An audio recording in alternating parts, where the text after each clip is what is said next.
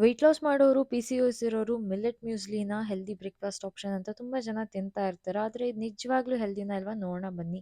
No refined sugar ಅಂತ packet ಮೇಲೆ ಇದೆ. ಮಿಲ್ಲೆಟ್ಟಿಂದ ಮಾಡಿರುವಂಥ ಮ್ಯೂಸ್ಲಿ.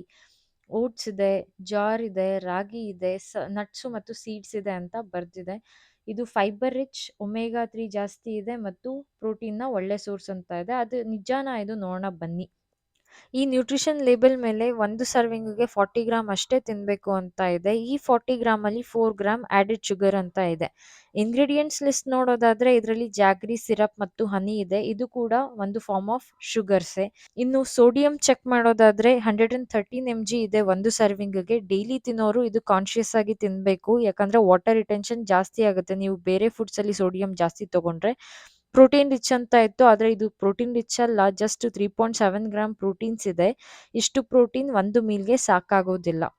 ಹಾಗಾಗಿ ಹೆಲ್ದಿ ಅಂತ ಕ್ಲೇಮ್ ಮಾಡೋ ಎಲ್ಲ ಫುಡ್ಸು 100% ಹೆಲ್ದಿ ಆಗಿ ಕೂಡ ಇರೋದಿಲ್ಲ.